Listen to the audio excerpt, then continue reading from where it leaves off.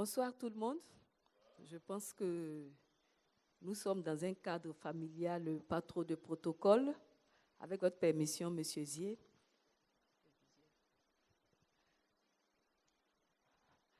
Alors, je suis Chantal Aguiman, la directrice de la maison qui vous reçoit.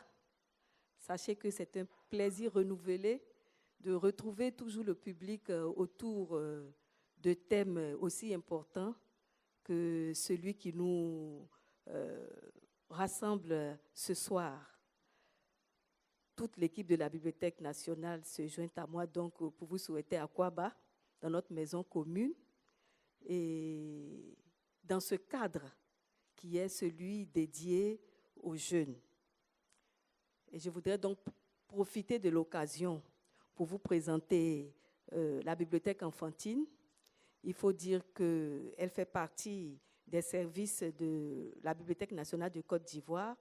C'est l'une des bibliothèques nationales qui a en son sein, et l'une des premières d'ailleurs en Afrique, qui a en son sein un service dédié aux jeunes. Parce qu'à cette bibliothèque, on a confié, en plus de ses missions régaliennes, la charge de faire la promotion et de développer la lecture publique à travers donc cet espace qui vous accueille. Et vient Monsieur Touré, voici le visuel de notre bibliothèque. Et dans ce mot d'Akwaba, je voudrais qu'ensemble, nous puissions découvrir l'esprit qui sous-tend toutes les actions de cette bibliothèque enfantine-là. Alors, le visuel ici présente un livre ouvert, comme nous le constatons, dans lequel est enraciné un arbuste. Le livre, pour nous, ici, représente un sol fertile. Et l'arbuste, l'enfant, qui, tout comme la plante, puise dans le sol les nutriments pour sa croissance. La plante bien nourrie, c'est bien sûr l'enfant, qui par la lecture développe ses capacités intellectuelles, acquiert le savoir-être en grandissant en âge et multiplie ses expériences, ici symbolisées par le feuillage. Lesquelles expériences résultent des voyages à travers le monde et les âges par le biais de la lecture, symbolisées par le globe. Bon, il est tout petit, mais je pense que vous pouvez peut-être de vos places vous rendre compte qu'il s'agit du globe. Alors, le globe, il représente la tête de l'enfant. Voilà, donc avec la lecture, nous pouvons voyager, nous pouvons, si je puis m'exprimer, utiliser le terme, nous pouvons transgresser même les frontières. Nous n'avons pas besoin de passeport, nous n'avons pas besoin de visa. La lecture nous permet de partir, d'entrer, de nous installer, de ressortir, et puis nous grandissons. Donc, toute la plante ici pour nous, pour la Bibliothèque nationale de Côte d'Ivoire, c'est son engagement à sensibiliser ses jeunes lecteurs à respecter l'environnement pour être demain des citoyens qui participent non seulement au développement durable, mais à la protection de la nature.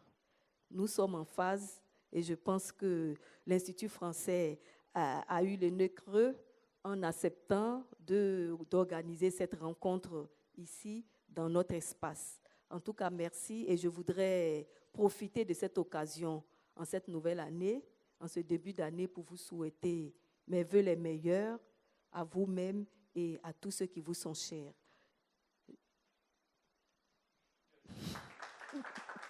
Voilà. Merci et je vous souhaite aussi une très belle rencontre. Je nous souhaite une très belle rencontre. Merci, Madame Aguiman. Merci, Madame la directrice de la Bibliothèque nationale de Côte d'Ivoire. À mon tour aussi de vous dire tous merci d'avoir bravé les embouteillages et les difficultés de déplacement d'Abidjan aujourd'hui. Et justement, le thème que nous allons aborder a un petit rapport justement avec la mobilité aujourd'hui à Abidjan par rapport à l'environnement. L'environnement, c'est un peu tout ça aussi. Donc, je voudrais vraiment vous dire merci de vous associer à nous.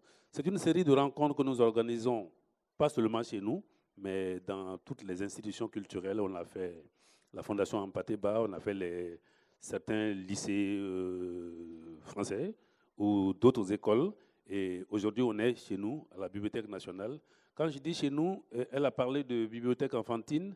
Nous sommes une bibliothèque au niveau de l'Institut français, une bibliothèque généraliste, où il y a aussi des ouvrages pour les enfants, mais on n'a pas d'espace dédié. Elle a bien fait de dire qu'elle est peut-être aussi un des seuls espaces qui permet aux enfants donc de lire et d'être dans un cadre aussi agréable. En tout cas, merci beaucoup. Le thème va être développé tout à l'heure par ma collègue qui va vous présenter le contexte. Et nous sommes peut-être à la 5e ou la 5e édition de notre série de débats d'idées que nous allons clôturer en avril prochain. Et je vous souhaite une très belle rencontre. Merci d'être venu et on est ensemble.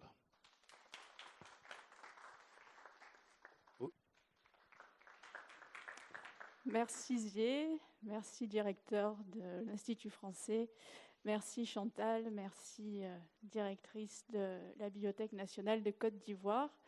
Je suis Céline Desbos, je coordonne les débats d'idées pendant cette saison qui nous a amenés de septembre à aujourd'hui sur un certain nombre de sujets qui vous interpellent, nous intéressent et surtout nous rassemblent. Nous sommes dans une logique de transmission qui est le fil directeur de notre saison culturelle, transmission qui prend tout son sens lorsqu'on est invité et si gentiment reçu à la Bibliothèque nationale de Côte d'Ivoire. Aujourd'hui, nous allons aborder un thème du quotidien, un thème qui nous est proche, puisque nous allons aborder le thème du développement durable autour de 2 de ces 3 piliers, qui sont l'environnement et l'aspect social. Pour en parler, nous avons un panel, un panel animé par un modérateur qui s'appelle Haris Djiro, journaliste, qui est passé d'abord par la télévision, puis qui a été rédacteur d'articles en ligne et qui est désormais partie prenante d'une agence de communication qui a entre autres pour objectif de former au passage télévisé. Haris, je te passe le micro pour présenter les panélistes. Merci à tous et bonne soirée. Merci à Céline, professionnelle dans une agence de média training qui forme au passage télévisé aux interventions publiques. Donc ce soir, justement, la question qui nous réunit aujourd'hui, c'est la question écologique, justement, qui est un débat qui est assez important, qui doit être au centre des discussions. Et pour cela, nous recevons des personnes qui travaillent justement dans ce domaine-là au quotidien. Donc, je vais les inviter tour à tour et ces personnes-là viendront me rejoindre pour que nous puissions ensemble rejoindre les sièges réservés pour les panélistes.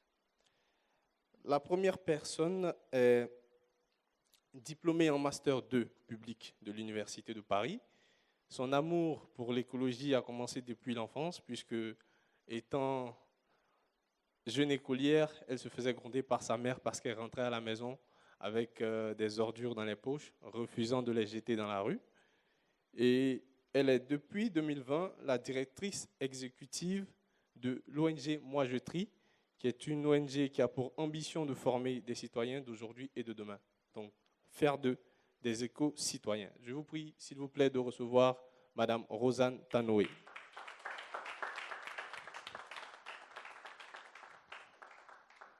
Bonsoir. Bonsoir. Bienvenue. Merci. Alors, la deuxième personne est un diplômé de l'université de Félix Houphouët-Boigny.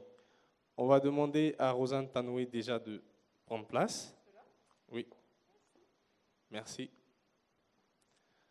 La deuxième personne est diplômée de l'université Félix Houphouët-Boigny et a eu quelques années dans l'enseignement secondaire.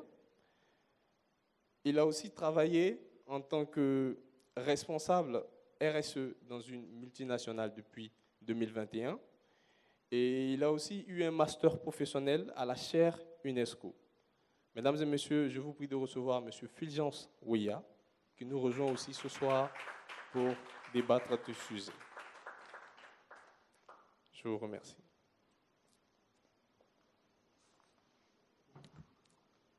Alors, la troisième personne, autant pour moi, que nous recevons ce soir, est sociologue et travaille essentiellement sur la question de la démographie. Elle est à l'Institut de recherche pour le développement, au sein du laboratoire pour la population, l'environnement et le développement. Actuellement, elle est en poste à Abidjan, Côte d'Ivoire, à l'Institut de géographie tropicale de l'Université Félix Houphouët-Boigny de l'ENTIA. Mesdames et messieurs, je vous prie de recevoir Madame Stéphanie Dos Santos. Bonsoir. Et la dernière personne qui nous rejoint est un écologiste engagé, connu dans l'environnement médiatique ivoirien. Il a commencé sa carrière dans le domaine de la communication, mais très vite, il a été rattrapé par sa passion qui est l'écologie. Et aujourd'hui, il mène un mouvement qui milite pour l'utilisation régulière et fréquente du vélo, de sorte à réduire les morts et les maladies résultant des problèmes cardiaques. Il n'est plus à présenter, je vous prie de recevoir M. Andy Costa.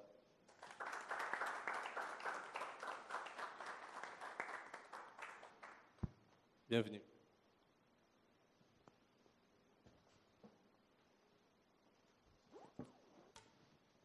Bonsoir, très chers panélistes. J'espère que vous êtes bien installés parce que le débat qui nous réunit ce soir est un débat assez important. Et étant donné que vous menez très bon nombre d'activités pour faire évoluer la question, aujourd'hui, nous vous rencontrons pour en savoir un peu plus de ce que vos activités apportent comme résultat sur le terrain et ce que vous rencontrez comme difficultés sur le terrain. Mesdames et messieurs, avant d'aborder le sujet en fond, en long et en large, nous allons d'abord visualiser un film qui nous permettra de comprendre et de fixer le contexte de ce débat. Je suis né à Abidjan, en Côte d'Ivoire, il y a 40 ans. Ce que j'aime de ce pays, c'est son océan, ses ressources naturelles, cette terre nourricière. Mais nous ne prenons pas soin de cette terre. Depuis que je suis petit, des déchets jonchent nos routes, nos arbres sont arrachés, la mer est polluée. Ce qui me choque le plus, c'est le nombre de voitures qui circulent à Abidjan. De plus en plus, chaque année. Alors, j'ai pris un engagement. Doter Abidjan de pistes cyclables pour permettre aux Ivoiriens à vélo de circuler en toute sécurité. Je m'appelle Andy Costa. Je suis l'ambassadeur du vélo en Afrique.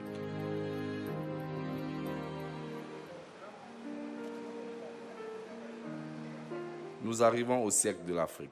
Taux de croissance à 2 chiffres, explosion démographique, expansion culturelle. Mais à quoi ressemblera cette Afrique influente? Une Afrique industrialisée et polluante? Un continent d'hyperconsommateurs jonché de déchets? Je souhaite comprendre quelle importance le continent va accorder à l'environnement dans son développement.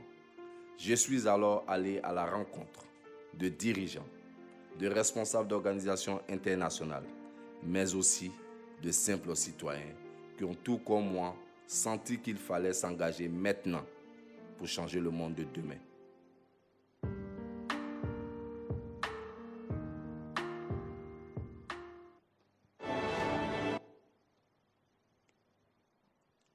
Merci à la régie pour ce film.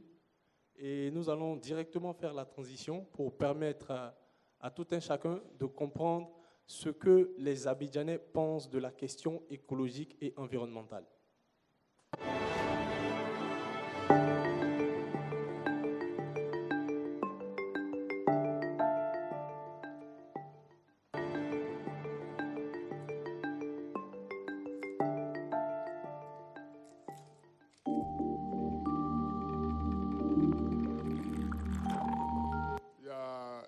routes qui sont vraiment dégradées, les routes dans les communes comme à Yopougon et autres. Les gens travaillent dans d'autres quartiers, mais Yopougon, où moi j'habite, les routes sont vraiment dégradées.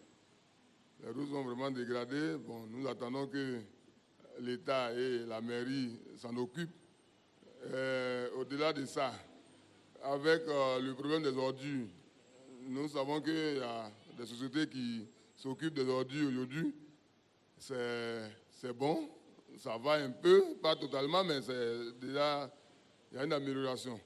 Au niveau des véhicules Baka et autres, nous constatons tout le temps, c'est vrai que moi je n'emprunte pas les Baka, mais nos parents qui les empruntent sont là, les Baka sont vraiment dégradés. Je pense qu'au niveau d'Abidjan actuellement, la pollution est grandissante.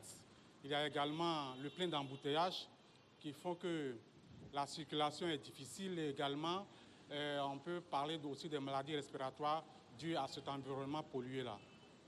Pas de chiffres, je ne vais pas m'aventurer dans les chiffres parce que je n'ai pas mes documents avec moi, mais il faut dire que de plus en plus, il y a des personnes qui souffrent de maladies respiratoires dues à la pollution. Ce qui ne va pas dans le Abidjan, il y a la pluie qui gâte les choses, ça gâte les maisons, ça gâte des enfants aussi, ça les tue. Il y a la pluie aussi qui gâte, l'embouteillage aussi, ça ne peut pas circuler les voitures, ça peut gâter les voitures aussi. Nous voyons tous l'impact de l'environnement sur la ville, sur le pays. Ce n'est pas une affaire de blanc. Nous voyons le changement tous. Les changements, ce qui se passe, les pluies, il n'y a plus, les temps sont, on pense qu'au moment où il doit avoir la ventance, c'est là qu'il fait chaud, au moment où il doit faire chaud, c'est là qu'il pleut. Or, avant, ce n'était pas ça. Donc, l'écologie est vraiment impactée. Il faut travailler dans ce sens-là. Bon, j'allais faire une sensibilisation à travers des panneaux, des publicités, pour éviter qu'on laisse jeter les ordures par terre. Il serait intéressant que les gouvernants songent à essayer de décentraliser les choses en développant les villes de l'intérieur, de sorte à ce que les populations trouvent du travail à l'intérieur. Également, l'administration soit décentralisée, de sorte que les gens puissent travailler là-bas afin de pouvoir réduire le nombre de populations à Abidjan et le nombre de véhicules surtout à Abidjan. Vous voyez, les quartiers se développent, comme j'ai envie de dire, des petites mouches qui naissent. Parce que, vous voyez, aujourd'hui, si on arrive à Benjerville, on va au-delà de Benjerville vers les villages comme Elokate, tout ça, c'est devenu des villes. Et tout le monde veut être à Abidjan. Parce qu'effectivement, c'est Abidjan qui offre plus d'opportunités. Vous voyez, ce qui fait qu'il est difficile actuellement pour les gens de vouloir être à l'intérieur. Donc, tout le monde veut être à Abidjan pour pouvoir gagner son pain. Et donc, la démographie est galopante et forcément, ça agit sur l'environnement et l'écologie en partie. Être président, c'est pour les aider les gens et tu leur donnes à manger, tu leur donnes à travailler. Là, ils peuvent aider les enfants. Ils vont mettre les enfants à l'école. Les enfants vont bien travailler pour aider.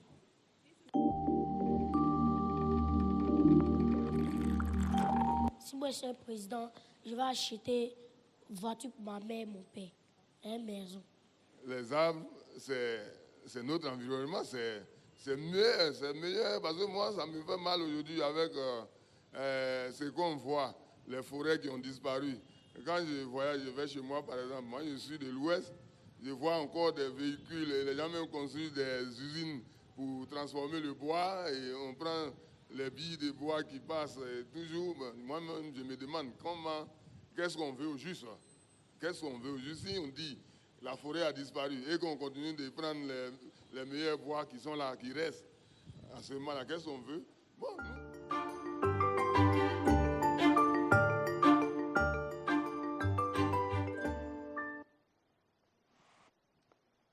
Alors, merci à la régie pour la diffusion de ce micro-trottoir qui a permis de savoir un peu comment les Abidjanais conçoivent la thématique de l'écologie et de l'environnement.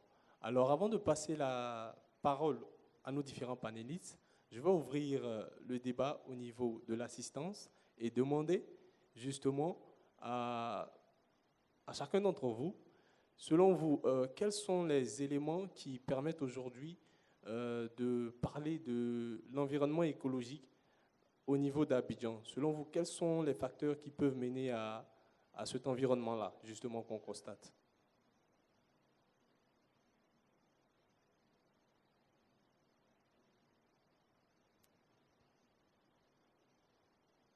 Selon vous, qu'est-ce qui explique justement la pollution au niveau d'Abidjan, de la ville d'Abidjan? Quelles sont les raisons, quels sont les facteurs? Bonsoir. Bonsoir. Bon, moi, je suis Madame Bakayoko. Selon moi, je pense que il y a les gaz d'échappement, le fait qu'il y ait beaucoup de voitures qui dégagent des gaz d'échappement, ça fait que Abidjan est pollué. Et puis aussi, le changement climatique. Comme le monsieur l'a dit à l'écran là, il a dit que souvent, quand on pense qu'il va pleuvoir, il fait chaud. Et quand on pense qu'il y aura la fraîcheur, c'est là qu'il fait toujours chaud. Selon moi, ce sont ces facteurs-là. Merci. On a monsieur Devon qui veut réagir aussi.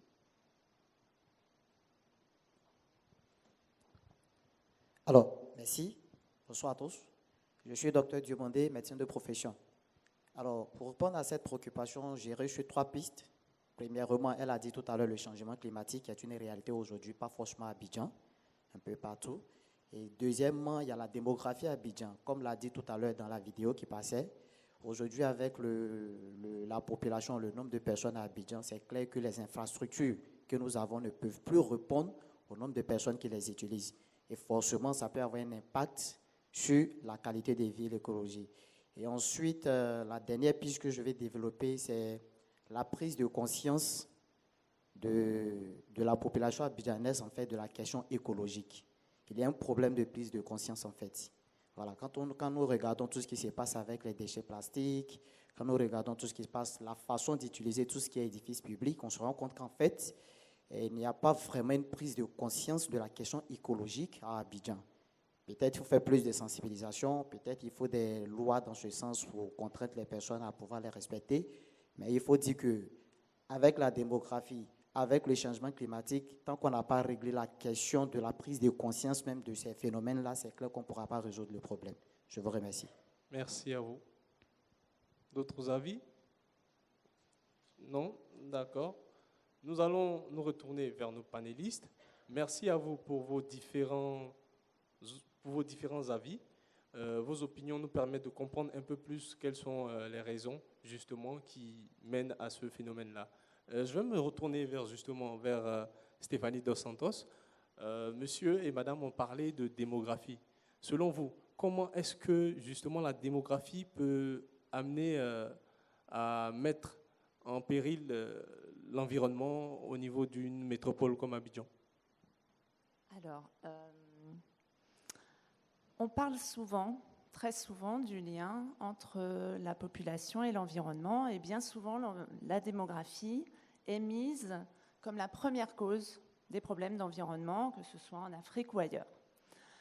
Et bien souvent, cette question démographique est débattue avec passion, parce que l'on parle d'individus, on parle de nos vies, on parle de nuptialité, on parle de fécondité, de mortalité. Alors, en tant que scientifique, si je peux me permettre, j'aimerais prendre 1 minute ou 2 pour dépassionner le débat sur la démographie, en profiter, faire une petite parenthèse, pour dépassionner le débat sur la démographie avec une petite démonstration. Excusez-moi, je me lève parce que j'ai besoin de voir l'écran. Alors, en démographie, il y a un phénomène que l'on appelle l'inertie démographique. L'inertie démographique, c'est en fait le fait qu'un phénomène peut mettre du temps à avoir un impact. C'est le cas de la croissance démographique. On dit en démographie qu'une population ne peut qu'avoir 2 comportements, soit croître, soit mourir. Une population stable en mathématiques, on peut modéliser ça, mais dans la vraie vie, c'est impossible. Soit on croît, soit on meurt. Donc finalement, la croissance démographique peut être vue comme inéluctable à moyen terme, et j'aimerais vous le démontrer, simplement. Imaginons aujourd'hui une population de 25 personnes. Je vais faire très simple. Une population de 25 personnes aujourd'hui. Si on prend la pyramide des âges, généralement en Afrique, elle se composerait de 14 personnes de moins de 20 ans, de 10 personnes âgées de 20 à 49 ans, on va faire simple, 5 hommes, 5 femmes, et on va faire 5 couples, et d'une personne de plus de 50 ans. Ça, c'est un petit peu la pyramide des âges de l'Afrique en général. Si on regarde cette population, ce couple, si on lui ordonne par mesure drastique, ces couples, de n'avoir que 2 enfants par femme, qui est le seuil de renouvellement des générations, c'est-à-dire que 2 personnes remplacent 2 personnes dans un couple. Donc ces 5 couples auraient 10 enfants, d'accord, dans un laps de temps de 20 ans, imaginons. C'est-à-dire que dans 20 ans, s'il vous plaît, la suite, dans 20 ans, ah oui, alors j'ai oublié le phénomène mortalité, excusez-moi, qui est quand même important. Dans 20 ans, en Afrique, en général, on peut estimer que sur 25 personnes, il y aura 6 personnes qui vont décéder. D'accord ? Donc on prend en compte la fécondité, on prend en compte la mortalité, et on voit que à l'échelle 2022, une population de 25 personnes, 20 ans après, il y en aurait 29 au minimum. 25 au départ, on ajoute 10 enfants et on retire 6 personnes qui sont décédées. Je dis au minimum parce que je ne compte pas ici les enfants de moins de 20 ans qui, 20 ans plus tard, seront en âge de procréer et donc seront aussi désireux d'avoir des enfants. Donc je ne les ai pas comptés ici. Donc c'est pour vous dire que, dernière diapo, l'inertie démographique est ce phénomène qui fait que mathématiquement et sociétalement, la croissance démographique à moyen terme est inéluctable. Une fois qu'on a posé ça, mathématiquement parlant, on dépassionne le débat parce qu'on se dit, elle sera là, cette croissance démographique. Ce croît démographique sera là. Donc, qu'est-ce qu'on en fait? On n'agit plus et on ne met plus le regard sur la croissance démographique, mais on met le regard sur les vrais problèmes. Parce que la croissance démographique, à moyen terme, est inéluctable. Je ne veux pas trop prendre le micro. Je ne sais pas si je peux continuer, mais je trouve que c'est très important de poser ça, parce qu'on parle souvent de la démographie à tort, de manière passionnée. On incrimine souvent la croissance démographique en Afrique, et donc cet équilibre, ce nouvel équilibre qui va se jouer au niveau mondial. Si on regarde l'impact et je n'ai pas le terme en français, je l'ai oublié, le footprint, l'empreinte carbone, merci, de chaque individu, on voit bien que ça n'est pas dans les pays où les taux de croissance démographique sont les plus importants que les empreintes carbone sont les plus importantes. Voilà, donc il y a beaucoup de choses. C'est très facile de pointer le problème sur la démographie et de dévier le regard sur des autres problèmes. Je vois, merci.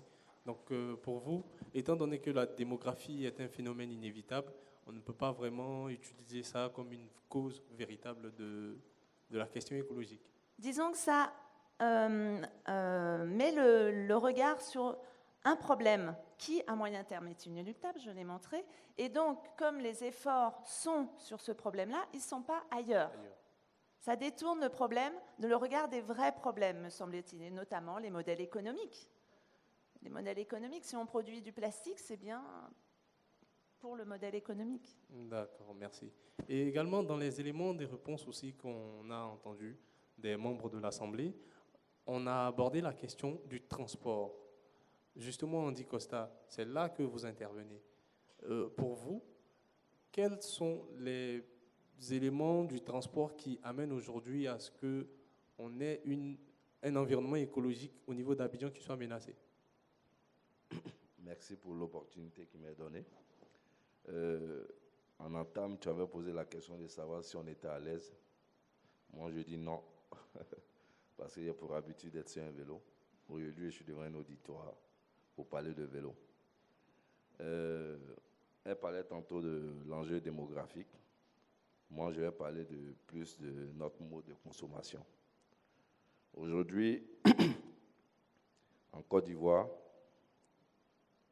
le nombre de personnes à avoir une voiture, nous savons comment on peut quantifier. Parce que déjà, le simple fait même d'acheter une voiture, il y a beaucoup de contraintes liées à la voiture. La maintenance de la voiture, avoir un permis, il y a beaucoup de choses qui rentrent en ligne de compte. Et nous, on a décidé, il y a 10 ans en arrière, de se lancer dans l'écologie, mais notre target était lié à la mobilité. Parce que nous naissons, comme elle a dit tantôt, mais le mouvement que nous faisons le plus, c'est le déplacement. Mais comment on se déplace? Aujourd'hui, les chiffres démontrent que bientôt en Afrique, nous serons à environ 2 milliards. Donc c'est aujourd'hui qu'il faut penser au transport alternatif. D'où notre choix pour le vélo. C'est la première raison. La deuxième raison, en Côte d'Ivoire, 20% des taux de mortalité sont liés aux maladies du cœur. Donc c'est un véritable problème de santé publique. Et secondo, on s'est dit, certes, on veut démocratiser l'usage du vélo, mais ce n'est pas possible de le faire maintenant parce qu'il y en a un problème qui est lié à l'économie. En Côte d'Ivoire, le vélo paye la même taxe qu'une voiture, 44% des taxes douanières. Donc on s'est dit, on va se lever avec notre bâton de pèlerin et commencer à faire du plaidoyer, commencer à sensibiliser pour que d'abord la mentalité change. Donc nous, dans notre politique de démocratisation de l'usage du vélo, nous sommes allés sur 3 focus. Le premier focus, c'est de doter les universités en Afrique de vélos en libre service. Parce que la première règle du changement, c'est la mentalité. Donc les étudiants étant, selon moi, les futurs leaders du climat, s'ils ont une bonne culture environnementale via leur mobilité, c'est sûr que quand ils seront dans la vie active, ils mettront le vélo en priorité. Mais on ne peut pas demander aux gens de faire du vélo s'ils ne se sentent pas en sécurité. D'où notre deuxième plaidoyer, qui est le plaidoyer politique. Parce que nous, en tant qu'ONG, on n'a pas les moyens pour investir dans l'infrastructure dédiée au vélo. Donc nous devons faire du plaidoyer politique pour que le politique prenne en compte un plan vélo dans tous ces projets de développement. Et notre troisième target est sur le genre, qui est lié à la mobilité de la jeune fille en zone rurale. Parce qu'on a fait un constat, l'un des facteurs liés à la déscolarisation et à l'absentéisme de la jeune fille en zone rurale est très souvent lié à sa mobilité. Donc en gros, c'est sur ces 3 targets-là que nous sommes. Je vois. Merci. Justement, vous avez parlé de la question de l'éducation. Donc, votre premier target, c'est les étudiants. Ça me permet justement de faire la transition, permettez, avec Mme Rosanne Tanoé, qui est la directrice exécutive de Jetri, moi Jetri. Justement, vous, l'un de vos credos, c'est l'éducation sur la question écologique. Dites-nous comment ça se passe concrètement sur le terrain. Allô, bonjour. Alors, il y a Nelson Mandela qui disait que l'éducation est l'arme la plus puissante qui puisse changer le monde. Et c'est partant de cette affirmation que nous pouvons soutenir aujourd'hui que l'éducation est l'arme la plus puissante de soutenir le monde. Il y a l'un des intervenants tout à l'heure qui disait... Vous ne m'entendez pas? Il y a l'un des intervenants qui disait tout à l'heure qu'il fallait de la sensibilisation, il fallait de l'éducation. Nous disons que l'éducation en soi est très importante pour le développement d'une nation, d'un citoyen. Aujourd'hui, les gens n'ont pas vraiment conscience en fait de ce que, de la responsabilité qu'ils ont face à leur environnement. Et c'est la raison pour laquelle en fait ils s'adonnent à certaines pratiques qui détruisent leur environnement. Moi, Jetri aujourd'hui est présente en Côte d'Ivoire, au Togo et en France. Dans notre dispositif d'éducation et de formation, nous impliquons les enfants et nous impliquons les jeunes. Justement, autant que les universitaires reçoivent une formation sur l'environnement, les enfants aussi pourront en recevoir autant pour former des citoyens d'aujourd'hui et de demain. Donc chaque composante de la population a nécessairement besoin d'éducation pour déjà être responsable de son environnement, savoir que, par exemple, lorsque la lagune n'est pas propre, ou bien que les rues sont jonchées de déchets, c'est de leur responsabilité. Lorsque les caniveaux sont bouchés et que l'eau n'arrive pas à circuler, et tout à l'heure on parlait de problèmes liés à l'environnement, il y a aussi les inondations. Ces inondations-là, toutes ces personnes sont responsables.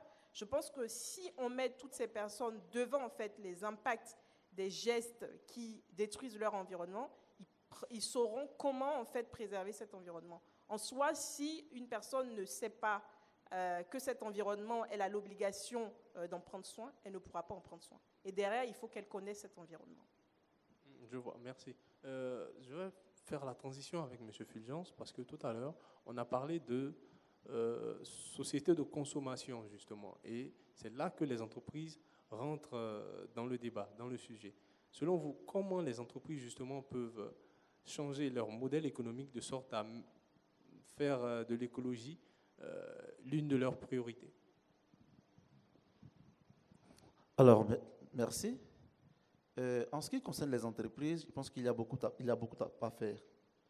Et l'action des entreprises doit être beaucoup plus axée d'abord sur le mode de production et aussi faire en sorte qu'il y ait une interaction entre entreprises, fournisseurs et consommateurs de manière à créer une sorte d'économie, on appelle ça, une sorte d'économie circulaire.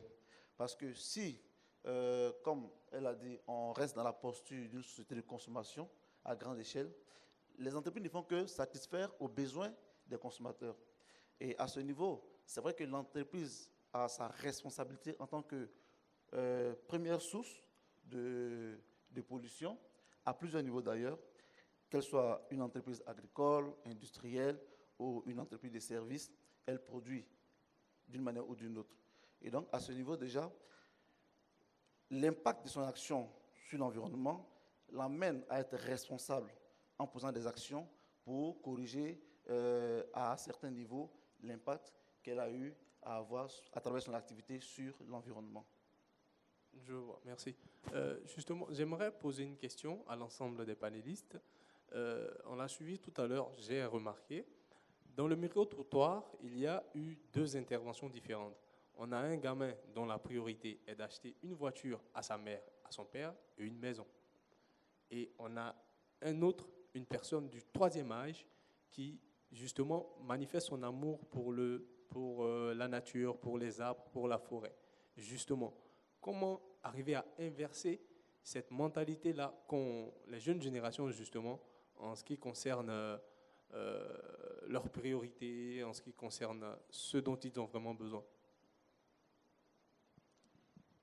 Alors, je veux rebondir sur la question, et elle a dit tout à l'heure, il faut mettre la société devant les faits accomplis.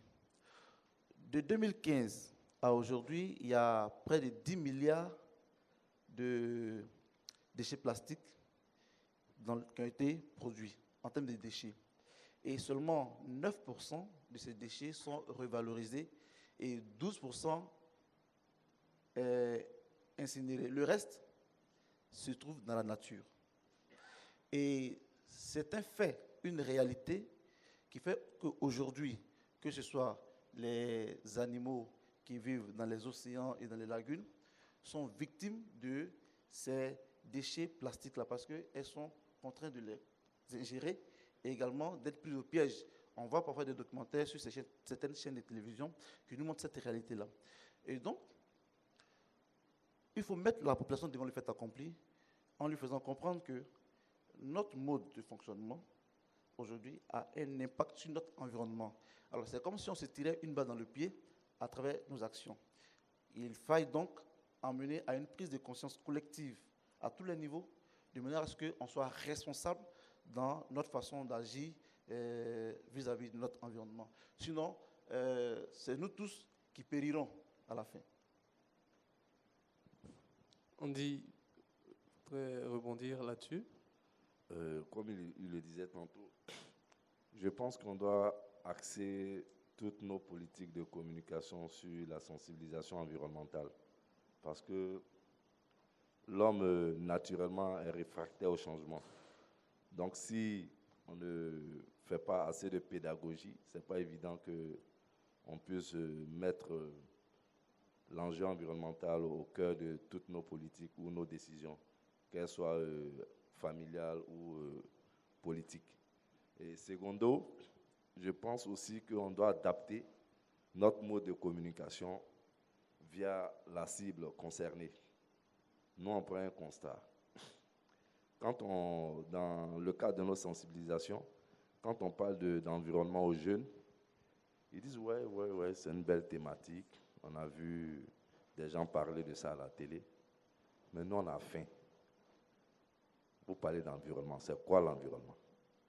Donc après, quand tu essaies d'avoir une autre approche plus thématique, ils sentent l'intérêt.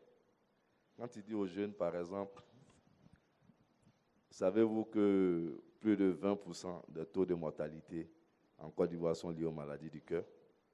C'est waouh! Mais savez-vous aussi que le vélo a un impact positif sur la santé? Pour preuve, les histoires de vélo au Canada sont gérées par le ministère de la Santé.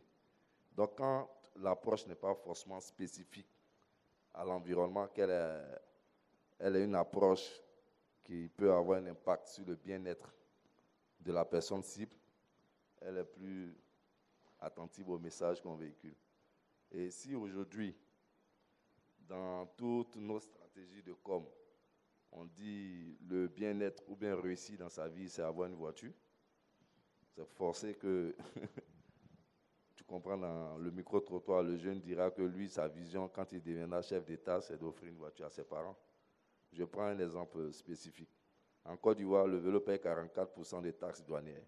Ça fait qu'un bon vélo, en bon état, qui répond à des commodités de sécurité aux normes internationales, coûte au moins 350 000. Or, 350 000, c'est le prix d'une moto. Donc, si le jeune a un choix à faire entre une moto et un vélo, de facto, il choisira la moto. Donc, c'est pour dire, tout est une question de volonté politique, tout est une question du message qu'on véhicule, parce qu'aujourd'hui, on est dans un monde visuel. Les gens ne voient et ils entendent que ce qu'ils voient. Je vois, merci. Justement, je vais me tourner vers l'assistance. Selon vous, enfin, à votre niveau, comment vous êtes responsable ou comment vous décidez de rendre vos proches responsables concernant la question de l'environnement? On a monsieur juste devant qui veut réagir. Bonsoir tout le monde. Je suis Hussein El Kayat et je suis président d'une ONG qui est justement dans l'éducation. C'est un thème qui me tient vraiment particulièrement à cœur parce que justement moi je me réalise à l'intérieur du pays et j'étais assez curieux quand même de venir écouter les intervenants et les échanges. Je suis quand même fidèle au débat que l'Institut français promeut. Il y a quelque chose de fondamental que je n'ai pas entendu ce soir et que j'aimerais vous donner également le point de vue de l'ONG que je préside. D'abord, pour moi, si l'Afrique ou la Côte d'Ivoire veut avoir un leadership dans le développement durable, il faut déjà commencer par sanctionner les crimes écologiques qui se passent déjà chez nous, ici. Ce n'est pas encore le cas. Moi, quand je vais à l'intérieur du pays, dans le cadre de mes missions, monsieur, je me déplace avec des cartes géographiques. Et puis, figurez-vous qu'il m'arrive très souvent d'arriver dans des forêts classées où je vois qu'il y a des populations, souvent des grosses communautés, de 4 000, 6 000 personnes. Et quand j'arrive et que je discute avec eux, « Ah, président, nous, on est là, donc on a besoin d'un hôpital, on a besoin d'une école. D'ailleurs, on veut un préfet, on veut un maire. » Mais quand je leur dis « Mais vous-même, vous n'existez pas sur la carte qui figure ici. » « Ah, mais on va faire comment? Nous, là, on ne mange pas forêt. On est là, ce qui est sûr, on est là. Nos enfants vont gérer ça après. » C'est vraiment le discours qu'ils tiennent. Mais ces gens-là, qui les met là-bas? Ce sont des personnes influentes qui autorisent ces personnes à s'installer là-bas. Donc ça peut être considéré comme un crime également. La première des choses, c'est comment on aime notre pays, comment on aime l'Afrique. Est-ce qu'on l'aime avec notre ventre? Si on l'aime avec notre ventre, les actions que M. Andy Coste fait, hein, on va lui dire faut donner l'argent, on va manger là, on ne fait rien avec ça. Ou bien on aime notre pays avec notre cœur. Et là, on regarde la sensibilité, la fidélité, la responsabilité. Et ça, c'est une question principalement d'éducation qu'il faut faire. Comment on aime notre pays? Est-ce que les jeunes ici, ils aiment leur pays avec leur ventre ou ils aiment avec le cœur? Et puis la dernière chose qui est la plus fondamentale que vous n'avez pas parlé. Si vous voulez que quelqu'un prenne soin de ce qu'il a, ça doit lui appartenir. La terre en Afrique et en Côte d'Ivoire appartient à l'État.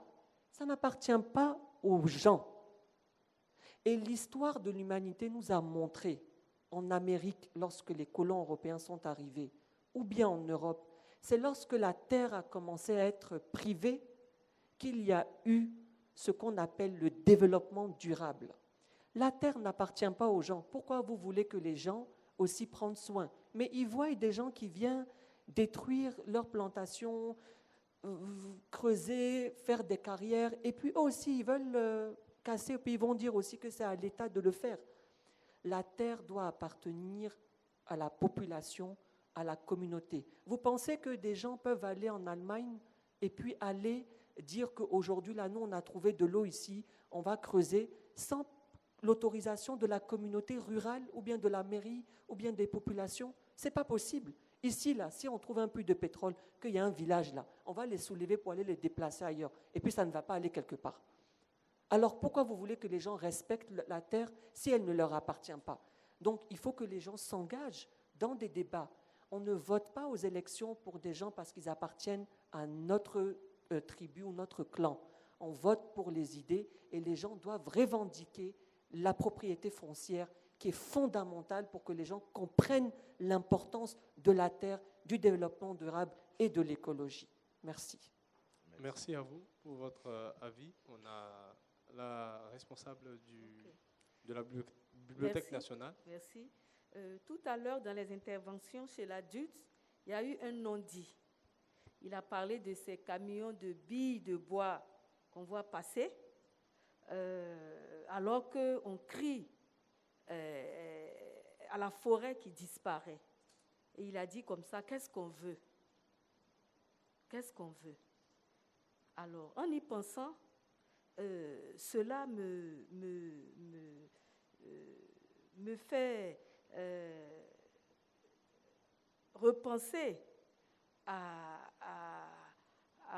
au modèle de société que nous voulons nous donner. Il y a des actions en amont, il y a des actions en aval. En amont, c'est ce qu'on va appeler peut-être l'État, l'autorité. Quel type d'abord de citoyen je veux avoir pour ma nation, pour mon pays?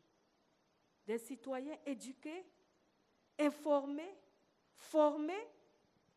Si le citoyen est éduqué, s'il est informé, s'il est formé, on peut attirer son attention sur un certain nombre de réalités.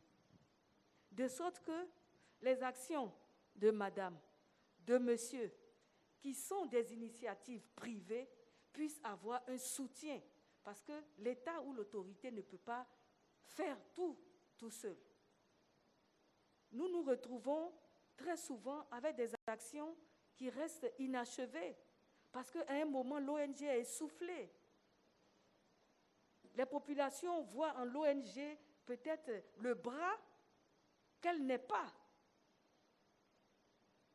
Quel type de citoyens nous voulons former? Nous crions, la forêt disparaît, la forêt disparaît. Mais moi aussi, je viens, le week-end dernier, j'ai pris la route de Gagnoa. Avant, c'était tout maudit. Je me souviens qu'il y avait toute une forêt de rogniers tout le long jusqu'à après Yamsokro. Il n'y en a plus. Donc l'équilibre, il est rompu entre l'homme et son environnement. Mais il y a une volonté au-dessus de nous tous ici. C'est cette volonté-là qui donne les orientations, qui donne les moyens, pas forcément matériels, mais qui impulse et permet à ces petites actions-là de porter du fruit. Sinon,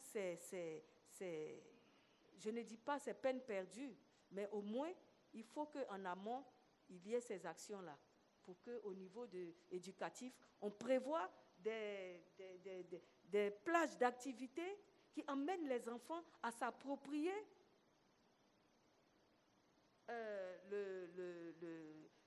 la question du respect de l'environnement, de la protection de l'environnement. Au cours d'une de nos activités, il y a des enfants qui nous ont dit ici qu'eux, ils pensent que les hommes sont plus dangereux que les animaux. Parce qu'ils avaient fait des dessins, on voyait un lion qui marchait dans la ville, tous ont dit, mais vous n'avez pas peur, il va agresser. Ils ont dit non, que les hommes, ils sont plus méchants que les animaux. Vous comprenez?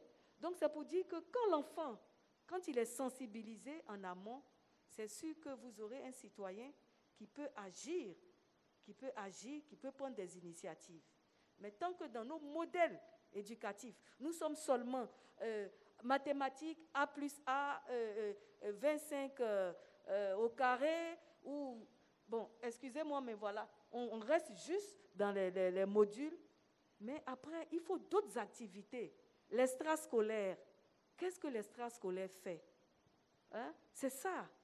Qu'est-ce que l'extrascolaire fait? Cet enfant-là, je suppose, quand on entend parler, apparemment, il n'est pas scolarisé. Il n'est pas scolarisé. Peut-être qu'il n'a pas l'opportunité d'être dans un cadre formel pour apprendre autre chose que ce modèle de réussite qui est avoir une voiture, une maison, une villa pour son père. Voilà. Donc, il faut qu'on nous apprenne à aller plus loin. Merci. Justement, merci. En parlant d'éducation, avant de revenir à l'assistance, en parlant d'éducation, je vais me tourner vers Madame Rosanne Tanoué. La directrice de la Bibliothèque nationale a parlé de citoyens modèles.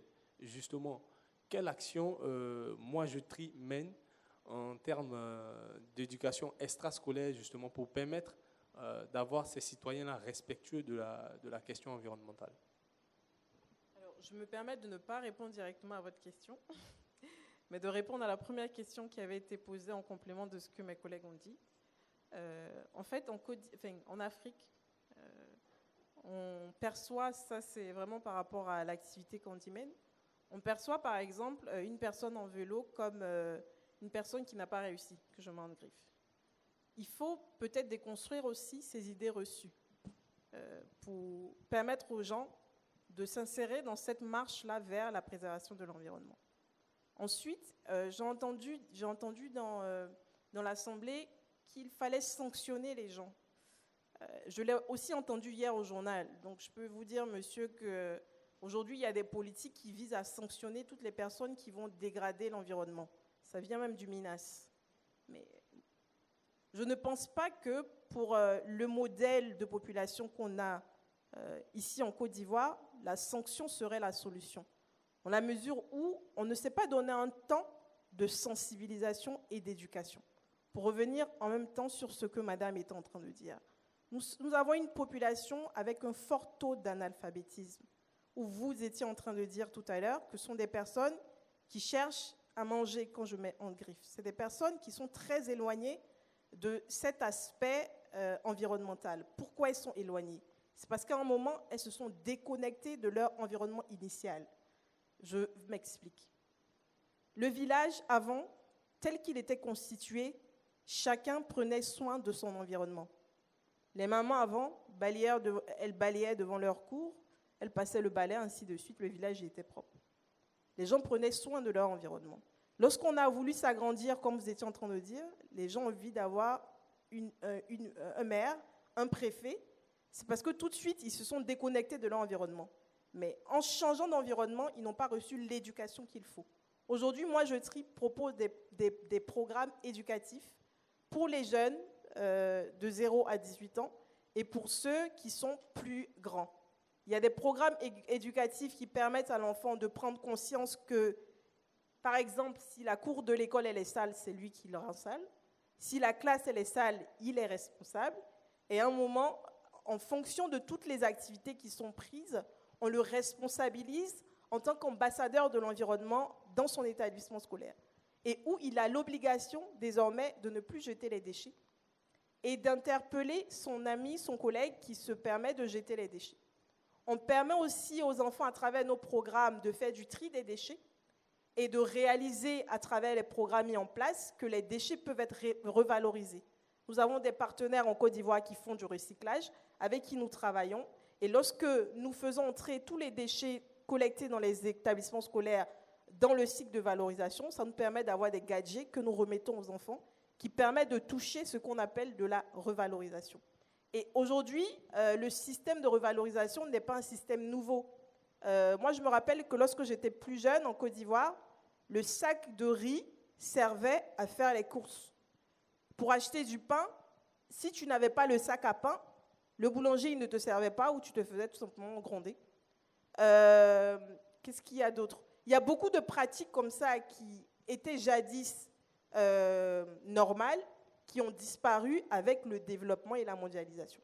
Donc moi, je trie à plusieurs programmes. Aujourd'hui, par exemple, on permet aux enfants de découvrir ce que c'est que l'environnement, l'écosystème marin. Tout à l'heure, il y avait une vidéo qui passait en boucle qui a été faite par des enfants de nos programmes pour sensibiliser sur la lagune.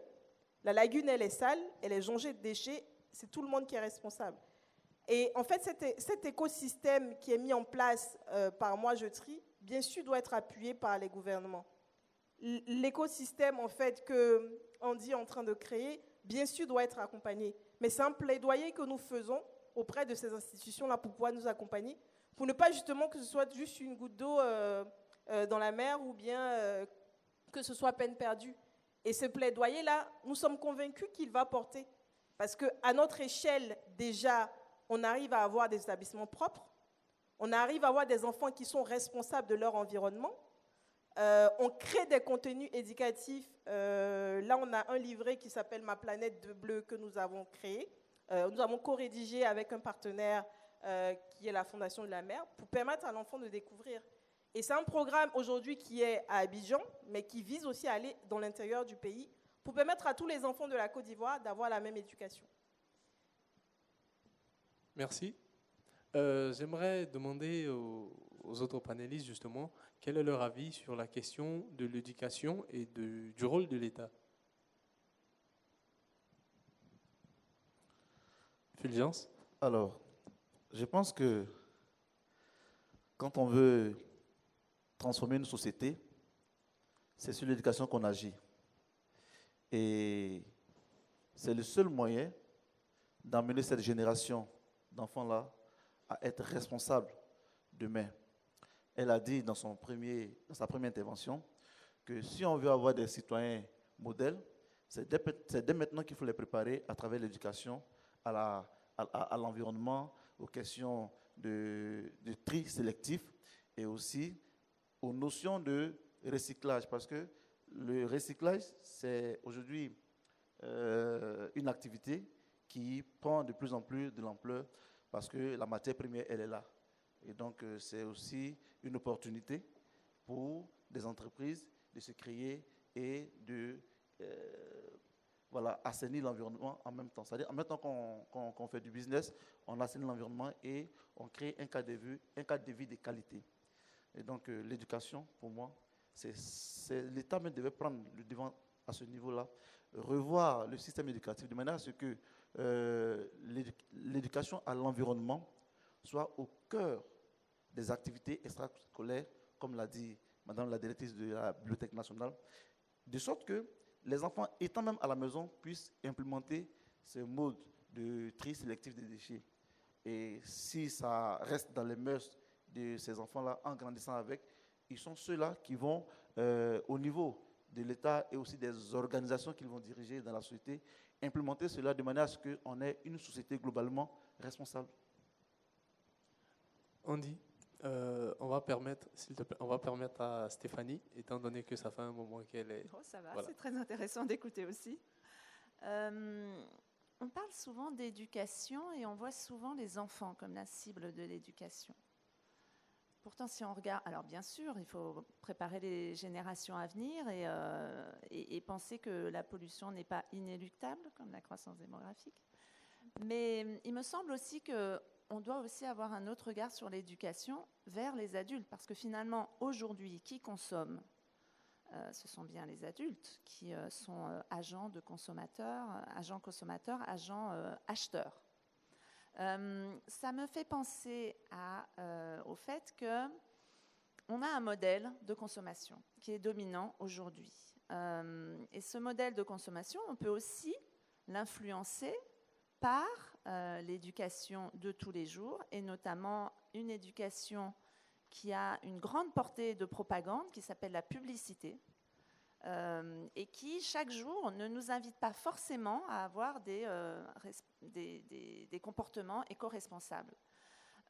Et ça me fait penser, la publicité, au fait que s'il y a des déchets, c'est parce qu'on crée des objets qui créent ensuite les objets. Et pourquoi on crée des objets ? Pour satisfaire des besoins de consommation. Et on pourrait agir plus directement sur ces besoins de consommation. Et les besoins de consommation, aujourd'hui, certes, nos enfants nous embêtent de temps en temps à acheter des jouets en particulier, mais c'est surtout les parents qui ont ce pouvoir de dire oui ou non, j'achète ceci ou cela pour toi, mais aussi pour moi et pour le reste de ma famille. Et puis enfin, donc, sur cette question de la responsabilisation, c'est comme si on faisait encore porter aux jeunes enfants la responsabilisation de l'écologie de demain, sans prendre nous-mêmes nos responsabilités dans notre génération, qui avons largement pollué. Et sur cette question de la responsabilité, je vais m'arrêter là. En effet, c'est très important d'avoir aussi de l'éducation sur les gouvernements, sur ceux qui prennent des décisions politiques. On les oublie trop souvent. Moi, je suis sociologue et je suis la voix pour défendre les populations que l'on incrimine tout le temps de tous les maux de la planète. C'est à cause des gens qui a des déchets, c'est à cause des gens qui a trop d'enfants. Et donc, il va y avoir de la croissance et de l'explosion démographique, comme on parle, comme une bombe qui va exploser. On a parlé de ça, la bombe P. Il y a eu un ouvrage en 1968 qui s'appelait la bombe P, la bombe population. Déjà dans les années 60-70, on en parlait. Donc voilà, c'est à chaque niveau qu'il faut prendre ses responsabilités et donc ne pas oublier les questions de gouvernance. Elles sont essentielles. Ce sont surtout ces questions de gouvernance qui vont influencer les modèles écologiques et sociaux de développement de l'Afrique et du monde en général. Merci. Justement, Di Costa, au-delà de l'éducation et de la sensibilisation à travers les masses médias, qu'est-ce que le gouvernement, l'État doit faire en termes d'actes concrets pour faire de l'écologie une thématique importante pour tous? Bon, l'une des plus grosses responsabilités, parce que l'État est le pilote ou bien comme on dit dans le bateau là. Le capitaine. Le capitaine du navire. Donc c'est eux qui donnent la direction à suivre. Parce que, comme on le dit, on ne peut rien faire dans la notion écologique sans ces deux axes qui sont essentiels, l'éducation et la sensibilisation. Comme le dirait l'autre, fermer une école, prête-moi le mot là. Voilà, ouvrir une école, c'est fermer une prison. Donc c'est primordial quoi, que l'axe soit focus sur l'éducation et la sensibilisation. Et l'État doit gérer sa responsabilité. Pour preuve, nous travaillons depuis 2 ans sur une initiative qui s'appelle les écoles vertes, qui consiste à former les enfants et les enseignants sur la notion environnementale dans les écoles en zone rurale. Mais souvent, quand on arrive, c'est difficile pour nous d'accéder à l'école parce que le directeur dit qu'il n'est pas informé de ce qu'on vient faire. Or, au préalable, on a déposé un courrier, tout le monde est informé. Mais pour dire qu'on ne peut rien faire si l'État n'est pas réellement impliqué. Je vois. Merci. On va permettre aux membres de l'assistance de réagir, en commençant par monsieur, juste derrière, avant de revenir devant.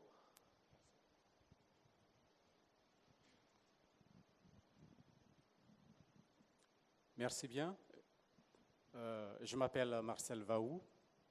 Je suis enseignant-chercheur à l'Université Félix Houphouët-Boigny, je suis sociolinguiste. Je voudrais bien dire merci à l'Institut français qui initie ces débats. Et principalement, la question d'aujourd'hui m'intéresse beaucoup. Et ce n'est pas pour autant que la question d'aujourd'hui m'intéresse que je n'ai pas pu participer à d'autres débats auparavant. Mais ce que je voudrais dire, c'est que la question que nous abordons aujourd'hui pose une problématique existentielle de l'homme. Parce que, à l'analyse, je me pose la question, et c'est ce que tout le monde probablement se pose, nous devons être ou ne pas être. Les Anglais disent « to be or not to be ». C'est là la question. Parce que je vais vous donner un petit exemple. Nous faisons actuellement tous ceux qui sont les panélistes, que je voudrais remercier pour leurs interventions, et même tous les participants ici. Il y a 3 semaines à peu près, j'étais allé dans mon village. Excusez-moi de faire cette étude de cas, c'est une étude de cas, vous allez comprendre tout à l'heure. Et dans mon village, il y a un jeune artisan ébéniste, menuisier, qui est passé me voir parce que quand je vais au village, souvent c'est lui qui fait mes meubles. Il me dit, grand frère, les eaux et forêts ont fermé mon atelier. Suivez bien, les eaux et forêts ont fermé mon atelier. Pour ceux qui ne le savent pas, en Côte d'Ivoire, les eaux et forêts, c'est le service de l'État qui s'occupe de la préservation des parcs et réserves de la faune et de la flore. Et donc, les questions de billes de bois et tout. Je lui ai demandé, mais pourquoi? Il dit, ils ne m'ont rien dit, mais ils ont dit de fermer. Et cela m'a beaucoup fait réfléchir et je dis, mais sur le champ, je dis, mais donc les artisans ébénistes doivent arrêter et changer de métier. Parce que si on ferme les ateliers de confection de meubles, vous voyez que nous sommes ici dans un univers qui se prête à tout cela. Nous sommes dans une bibliothèque. Vous voyez, tous les supports qui sont là sont faits en bois. Et c'est les artisans menuisiers qui les ont faits. Et même les bouquins, tous les livres que nous voyons, c'est des produits de transformation du bois.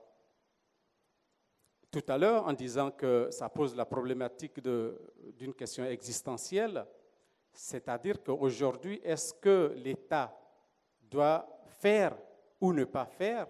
Parce que si nous arrêtons, nous fermons toutes les ébénisteries, alors il n'y aura plus de meubles. Donc c'est un secteur d'activité qui disparaît. Il n'y aura plus de livres parce que les imprimeries même vont être fermées, parce que c'est le bois qui va faire le papier pour faire le livre. Et il n'y aura plus de bibliothèque parce que on sera en train de fermer et les eaux et forêts viendraient à la bibliothèque pour voir Madame la directrice de se débarrasser de tous ces bois et tous ces meubles. Et donc voilà, excusez-moi si je suis allé un peu plus loin pour faire cette démonstration. Et donc c'est pourquoi je voudrais dire que dans la recherche de solutions, il faut qu'on puisse aller dans une démarche qui soit collégiale. Il est vrai que ce n'est pas seulement les décideurs et gouvernants qui doivent seuls faire des actions, mais il faut que tous, en tant qu'acteurs économiques, en tant que citoyens, nous avons une part de responsabilité que nous devons assumer. Parce que dans la détérioration de l'environnement, on est tous coupables et en même temps, nous sommes les mêmes qui devons trouver des solutions pour pouvoir régler ces problèmes-là. Et donc, c'est pourquoi je dis que ce problème, il ne manquera pas d'intéresser, de soulever des débats, parce que, au fond, pour moi, c'est un problème existentiel, parce que nous devons être ou ne pas être, nous devons vraiment choisir. C'est très important et ce sera toujours, comme mon professeur de philosophie disait, ce sera un débat sans cesse rebondissant, parce qu'on n'aura pas la solution toute faite aujourd'hui, et c'est pourquoi le débat, il est important d'être mené, et je voudrais bien féliciter et remercier ceux qui ont initié cette occasion. Merci beaucoup. Merci à vous. On va permettre à monsieur devant de partager aussi son avis. Alors, merci. Moi, l'éducation, comme l'a dit madame tout à l'heure, l'éducation n'est pas seulement destinée qu'aux enfants, c'est l'éducation de toute la population et même les adultes. En réalité, quand on prend le rapport de Brundtland, dont la dernière version est sortie en 2014, en mars 2014, la définition même du développement durable est très claire.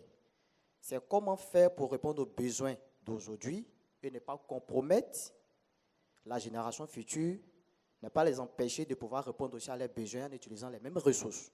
Voici la définition, elle est claire. Et quand on donne cette définition, tout de suite, les 4 piliers en découlent. L'économie, le social, l'environnement et les institutions, donc l'État. Et dans les objectifs même du développement durable, quand je prends le premier objectif, c'est de lutter contre la pauvreté, justement. C'est qui est la réalité en Côte d'Ivoire, comme vous l'avez dit tout à l'heure, les panélistes. Et ensuite, lutter contre la faim. Et par ma profession, je suis médecin, comme je l'ai dit tout à l'heure, par ma profession, je suis responsable d'un réseau de médecins. Et nous faisons la promotion de la santé. Et on s'est rendu compte tout à l'heure, quand on a commencé nos activités, qu'en fait, la population, certes, il y a la faim qui existe, certes, il y a la pauvreté qui existe, et ça, c'est partout. Mais le problème réel était surtout l'éducation, en fait, et la sensibilisation. Parce qu'on s'est rendu compte que les gens ne savent pas, en fait, ce qu'il faut faire. Et même quand ils savent ce qu'il faut faire, l'application pose problème. Donc, quand madame a parlé tout à l'heure que chaque fois on parle de l'éducation des enfants, en fait, les adultes ont plus besoin d'être éduqués par rapport aux enfants.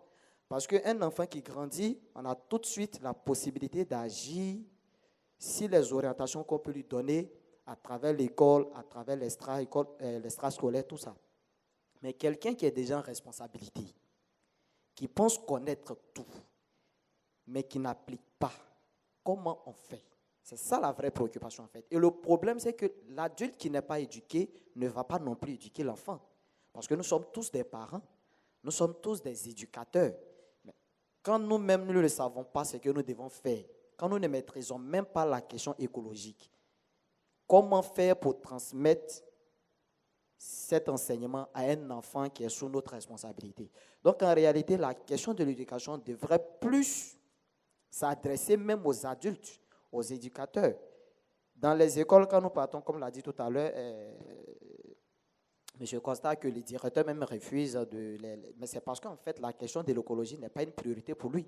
En fait, en réalité, ça ne l'intéresse pas. Donc, il s'est dit, ce qui ne l'intéresse pas, pourquoi est-ce qu'il va laisser les gens permettre, c'est qu'on montre ça aux enfants, en fait. Donc, en réalité, il faut, et malheureusement, l'éducation de l'adulte, ça passe forcément par la sensibilisation. Il faut beaucoup sensibiliser les adultes, il faut beaucoup communiquer sur la question. Ce n'est pas facile, c'est multisectoriel, tout le monde a sa responsabilité à jouer, mais il faut vraiment qu'on se concentre sur les adultes parce que ce sont les premières personnes qui sont censées éduquer les enfants qui sont sous leur responsabilité pour pouvoir vraiment prendre au sérieux cette question de l'écologie en fait. Merci. Merci. On va permettre à la directrice de la Bibliothèque nationale de se prononcer également.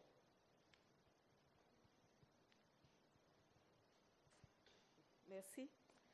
Je suis absolument d'accord que l'éducation doit se jouer aussi au niveau des adultes.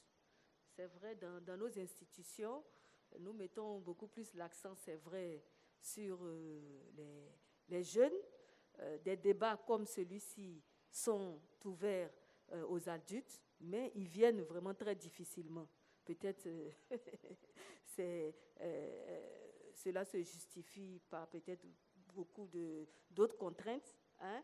Nous voyons que quand il y a un concert, il y a plus de monde que quand il y a ce genre d'activité. Vous comprenez? Et pour les enfants, on se dit que c'est l'âge où l'intériorisation et l'appropriation est beaucoup plus, je ne dis pas facile, mais c'est plus apte.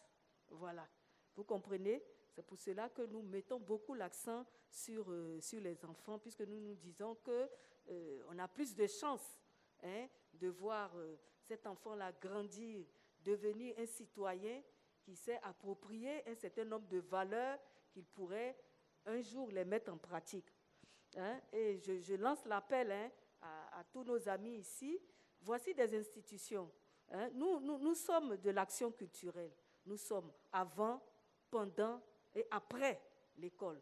Ce sont des espaces ouverts justement pour continuer l'école de la vie. Et notre éducation, elle est beaucoup trop théorique. Elle est trop théorique. Et c'est pourquoi moi j'ai salué les activités d'extrascolaires pour venir dans ce genre d'espace-là et pouvoir expérimenter toutes ces pratiques-là concernant le bien fondé de la protection de l'environnement. Une bibliothèque, voilà, c'est une confluence. C'est une confluence et toutes les questions d'ordre existentiel peuvent être abordées. Parce que nous voulons construire avec, pour et par la communauté. C'est pour elle que nous existons. Je voudrais m'adresser à notre ami Andy. Peut-être c'est une question, il va répondre. J'habite à Grand Bassam, je travaille au plateau, je veux bien venir à vélo. Ah, qu'est-ce qu'il fait chaud. Arrivé au plateau, je suis toute trempée. C'est vrai que je gagne en santé, mais en commodité, c'est compliqué. Est-ce qu'il a pensé à ça? En France, je vois beaucoup de personnes à vélo et tout ça. Bon, il fait frais, on a le manteau. Bon, je ferme la parenthèse. Notre ami nous répondra après. Donc là, non, je n'ai pas fini. J'ai pas fini. D'accord. Je reviens à ma sœur. C'est vrai, nous avons constaté que l'équilibre est rompu, il faut le dire, entre l'homme et son environnement. Et en tant que sociologue, cela me ramène dans nos pratiques traditionnelles, où le sacré avait vraiment une place prépondérante dans tous les aspects de la vie. Je reviens à notre médecin. Mon père m'a raconté une histoire. Un guérisseur demande à une dame d'aller chercher une plante pour soigner le mari qui est malade. Mais attention, il faut aller à l'aube, dès les premiers chants des oiseaux. Il faut aller très tôt. Et en allant, il ne faut dire bonjour à personne. Vous ne parlez à personne. Tu vas, tu récupères la plante, tu te dépêches, tu reviens. Si tu t'arrêtes, que tu causes avec quelqu'un en route, dis-toi que ton mari, tu précipites sa mort. Et ça se transmet de père en fils, cette pratique. Mais pourquoi? En fait, en Afrique, nous causons beaucoup. Le matin, en allant, tu racontes 5 personnes. Tu rencontres 5 personnes. Il faut demander les nouvelles. Ça fait partie des civilités. À 5 heures du matin, déjà, tout le monde s'en va au champ. Tu rencontres ta cousine. Eh, Mobla, Magnio, Yenglemo. On demande les nouvelles. Tu vas t'arrêter 5 minutes, 5 minutes, 5 minutes. Le temps d'arriver, le soleil est déjà levé. Et le soleil va frapper les premières feuilles, parce qu'il faut prendre les premières feuilles. Lorsque le soleil frappe les premières feuilles, je crois que le principe actif ou je ne sais pas quoi va s'amenuiser. Et du coup, la plante n'est plus efficace. Vous voyez un peu tous les mystères qui entourent. Donc, ce sont des pratiques que nos parents, je ne dirais pas pratiquaient, c'était des pratiques qui étaient courantes dans la vie des parents. Je prends un autre exemple. On n'utilisait pas n'importe quel arbre pour le bois de chauffe, la communauté, la population sait que tel type d'arbre peut se renouveler très rapidement. Donc cet arbre-là, il est destiné au bois de chauffe. Mais tel arbre, l'essence est rare, on ne peut jamais toucher à cet arbre-là. Mais aujourd'hui, non, nous sommes ici, nous ne savons même pas. Moi, je me souviens que quand j'arrivais au ministère, c'était pratiquement une petite forêt ici, en 1987. Et je voyais des gens venir d'Adjamé prendre les écorces d'arbres parce que ça soigne telle maladie, ça soigne telle maladie. Mais aujourd'hui, on a tout enlevé. Pourquoi? Pour faire joli, pour mettre du béton et tout ça. Donc, il y a une connaissance même de son environnement. Il y a une connaissance de sa nature. Donc, je ne sais pas, vous, étant à l'Institut de géographie tropicale, quels sont les impacts que les recherches ont sur les questions de recherche de solutions par rapport à la situation dramatique que nous vivons. Voilà. Et à ma sœur ici, je voudrais dire que la bibliothèque est ouverte.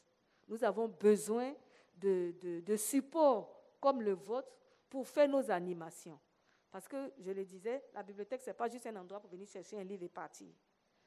C'est une opportunité qu'on donne aux enfants autour du livre pour se réaliser, pour apprendre, pour s'approprier.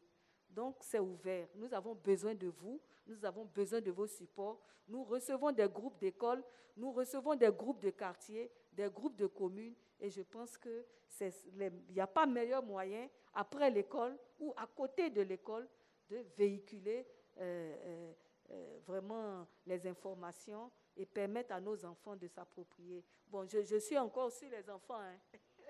Excusez-moi, j'avais une question, parce que je crois qu'elle ne m'avait pas bien compris tout à l'heure. Quand je parlais de crime écologique, il ne s'agissait pas d'individus. Par exemple, je vous prends un cas qui fait scandale. C'est cette cimenterie qui est à côté du port, là, à Trècheville. Normalement, dans un pays où on respecte les individus aussi, on ne peut pas créer ce genre de cimenterie qui pollue. Si vous voyez la zone industrielle, là, zone 3, on ne peut pas faire une cimenterie là-bas. Est-ce que vous voyez la qualité de l'air? Bon, on a vu les gens qui ont fait déchets toxiques ici en 2006, ce n'est pas allé quelque part, on les célèbre. Il y a encore autant d'exemples comme ça. Vous voyez, madame, les Libanais sont énormément dans l'industrie du plastique ici.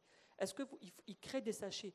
Est-ce que votre ONG peut se porter partie civile dans un procès contre eux? Vous allez savoir que ça ne va pas aller quelque part. Donc, si on veut être crédible ici en Afrique, dans le combat pour le développement durable, il faut sanctionner ces crimes-là. Sinon, tant que vous ne ferez pas ça, vous n'allez pas amener les gens qui sont des citoyens, non seulement qui n'ont pas de droit de propriété, et vous voulez leur dire de respecter. Non, eux aussi, ils veulent faire. Moi, je prends du cas de la mine qui est à Boisseau. Ils ont découvert une mine de diamants à Boisseau. Ils ont soulevé le village là pour le déposer à côté. Ils ne les ont pas indemnisés parce que la terre appartient à l'État. Or, aux États-Unis, vous trouvez un puits de pétrole, c'est le village là qui négocie avec la société, qu'elle vienne de Shell ou de Total, et les revenus permettent de s'éduquer et tout ça. Donc moi, je vois que vous ne vous saisissez pas de la propriété foncière. Vous allez monter, descendre. Tant qu'il y a quelque chose qui n'appartient pas à un individu, il ne va pas s'en préoccuper. Si on trouve, on va aller toucher la forêt de taille, on ne va pas aller s'adresser aux villageois de taille. C'est pour l'État. Et celui qui est assis à la 12e tour, au 12e étage de la tour B ici, et il ne connaît pas les réalités des villageois là-bas, il ne connaît pas l'histoire, il ne connaît pas tout ça. Donc il va signer des décrets, il va signer des décisions sans tenir compte. Alors que si ça appartient à la communauté, on va se battre pour ça. Donc moi, c'était mon point de vue. Il y a des crimes écologiques ici. Est-ce que vous, votre ONG, peut se porter partie civile pour défendre ça? Je ne parlais pas d'individus. Merci. D'accord. On va permettre à Rosanne de répondre très rapidement à sa question avant de revenir. Ce sera long. Attention, ça sera très On va long. essayer de faire brièvement. Alors, je vous remercie, monsieur, pour cet éclaircissement. En effet, je n'avais pas compris ce que vous aviez dit, mais le problème de la propriété foncière est un problème très sérieux et aujourd'hui, je suis incapable de le traiter. C'est un problème qui touche les populations directement et les politiques. Et aujourd'hui, sur la question de l'expropriation des terres, qui est réservée uniquement à l'État, je ne peux pas m'avancer là-dessus. Moi, je trie ne touche pas cet environnement, ne touche pas ce domaine. Nous sommes sur la sensibilisation. Et tout à l'heure, dans mon propos, j'ai pris un exemple des enfants, mais moi, je trie, sensibilise les enfants et également les adultes. Nous croyons au rôle éducateur de l'enfant. Lorsque l'enfant dit à son papa, « Papa, pourquoi tu jettes ton déchet ?» ou bien « Pourquoi tu as fait ça ?» Tout de suite, le papa, il est très gêné et il se sent un peu bête d'avoir agi comme ça, sachant que c'est son enfant qui lui dit « Mais pourquoi tu fais ça ?» Comme aujourd'hui, je raconte souvent des histoires où il y a une petite qui arrive à l'école, elle raconte à ses copines que moi, je trie a fait une sensibilisation et quand elle est arrivée à la maison, elle a dit à son papa, « Papa, on ne laisse pas la lumière de la cuisine allumée lorsqu'on n'y est pas. » Donc derrière, consommation responsable. Aujourd'hui, tout à l'heure, monsieur était en train de dire est-ce qu'on doit être ou ne pas être. Aujourd'hui, on a une pression démographique qui est réelle. On a la pollution qui est réelle. Qu'est-ce qu'on fait? Les 3 R. Réduire notre consommation, réutiliser des produits, recycler. Toutes ces notions sont des notions que nous connaissons tous. Nous avons l'économie circulaire aujourd'hui qui se base sur ces 3 R qui permettent aujourd'hui de créer des emplois verts. On peut créer des emplois verts. Aujourd'hui, la Côte d'Ivoire a assez de moyens pour pouvoir créer des emplois verts, créer des emplois à travers le déchet, la gestion des déchets, permettre à ces jeunes de ces communautés qui n'ont pas suffisamment de moyens, en leur disant, nous, dans nos formations, on dit aux jeunes, parce que nous, notre cible, c'est les jeunes éloignés de l'emploi, que nous formons sur les métiers de la gestion et la valorisation des déchets. On apprend à ce jeune, après la formation, que si il met en place un dispositif de collecte de déchets plastiques, par exemple, dans les établissements scolaires, ça lui permettra en fait de répondre à ses besoins élémentaires.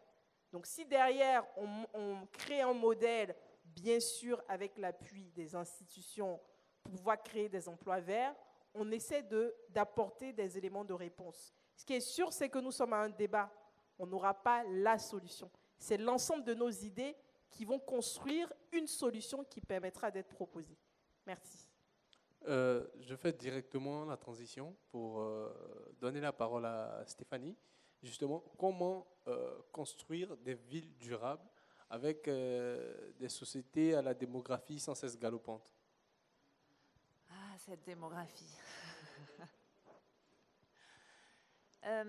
Alors déjà, qu'est-ce qu'une ville durable?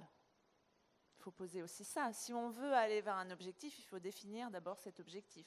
On dit que les villes durables, elles doivent être inclusives, elles doivent être plus égalitaires, elles doivent être plus vertes, plus intelligentes, etc., etc.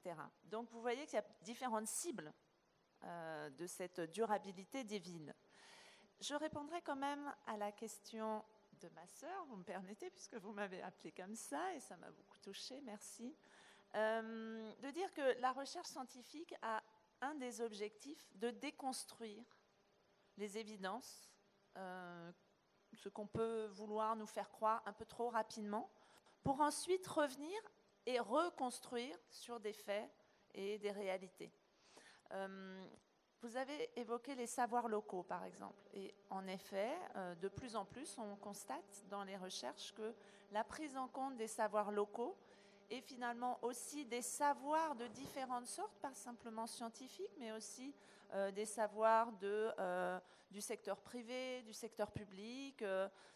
Ça permet d'avoir une vision plus globale et de prendre des décisions qui vont plus dans le sens de toute la communauté. On parle des communautés et c'est effectivement le cas, mais toujours sans oublier la question de la gouvernance à la plus haute échelle, évidemment. Et puis au respect des normes et à la sanction s'il y a non-respect des normes. Donc oui, c'est ça. Donc prendre en compte les savoirs locaux, par exemple. Et puis vous avez aussi parlé des mythes. Et en effet, peut-être qu'une des manières de rapprocher les êtres humains, hommes et femmes, de la nature, de ce qui est plus proche de cet élément naturel, entre guillemets, puisque la nature aujourd'hui n'existe plus vraiment en tant qu'entité qui n'a pas été anthropisée, où l'être humain n'a pas eu d'impact, c'est peut-être aussi par ce biais du symbolique que l'on a aussi oublié dans cette société de consommation où on veut finalement nous faire croire que pour être heureux, il faut disposer de biens plus que d'être. Il faut avoir plus que être. Et donc revenir peut-être à cette question du symbolique qui est essentielle dans les sociétés humaines. Aujourd'hui, on l'oublie un peu trop souvent, cette question du symbolique, alors qu'elle est essentielle. Donc je suis vraiment, j'étais parfaitement en accord avec tout ce que vous avez dit, madame, sur ces questions-là. Et c'est très important, en effet, dans la recherche en général. On essaie de remettre ces questions-là aussi dans le débat et dans le système de décision. Merci. Alors, vivre dans une ville durable, oui, mais justement, Andy Costa, comment vivre dans une ville durable en pratiquant du vélo, sachant que, par exemple, on s'expose, comme l'a dit la directrice, aux effets indésirables de la chaleur, du soleil et tout? Waouh. Question difficile. Non, elle n'est pas difficile. Je pense que l'homme est capable de tout changement. Hein. La preuve aujourd'hui, tu as Elon Musk qui dit qu'on peut vivre bientôt sur la planète. Je ne sais pas laquelle des planètes. Juste dit, c'est une question de volonté. Et nous, notre mission de vulgariser l'usage du vélo, c'est de vulgariser l'usage du vélo comme moyen de transport alternatif non polluant. Et dans la définition de la mobilité douce, le vélo est la mobilité du premier et du dernier kilomètre. Donc déjà, comme nous n'avons pas d'infrastructure dédiée pour la sécurité des usagers que nous sommes, je ne vous conseille pas de quitter Bassam. Vous venez à Abidjan à vélo. Mais par contre, il y a toujours une alternative. Vous pouvez par exemple accrocher votre vélo à votre voiture. Quand vous arrivez au plateau, vous faites les courses qui sont à moins de 3 km à vélo. C'est sustainable, ça a un impact positif sur l'environnement. Et puis derrière, nous aussi, on essaie de pousser les entreprises via leur responsabilité sociétale, d'avoir un impact positif sur l'environnement en accompagnant le plan vélo. Ça peut être par exemple une option de créer des vestiaires aujourd'hui dans les entreprises pour permettre à ceux qui ont envie de se déplacer à vélo de se débarbouiller quand ils arrivent. Et puis bon, je vous rassure aussi, quand on a mobilité à vélo, quand on est en mouvement, on ne sent pas la chaleur. C'est quand on a l'arrêt qu'on sent la chaleur. Et puis aujourd'hui, il y a toutes les options. Hein. On a des produits pour ne pas transpirer, on a des habits antitranspirants. Donc je pense que l'excuse n'est pas trouvée, quoi. Ouais, mais comme j'aime bien le dire, il vaut mieux avoir un habit trempé de sueur qu'un cœur malade. Voilà, parce que la consultation seulement à l'Institut de cardiologie, c'est waouh. Merci, Andy. Vous avez parlé de responsabilité des entreprises justement dans la création des vestiaires. Je reviens vers vous, Fulgence. Est-ce que vous pensez, enfin, comment faire cohabiter rentabilité et durabilité? Faire cohabiter rentabilité et durabilité, c'est vrai que si on prend la question sous cet angle-là, ça va paraître complexe, mais je pense que c'est une question d'objectif. Aujourd'hui, le monde connaît une évolution fulgurante à tous les niveaux. Au niveau des mentalités, au niveau des pratiques, au niveau des habitudes de consommation même. Et concernant l'environnement,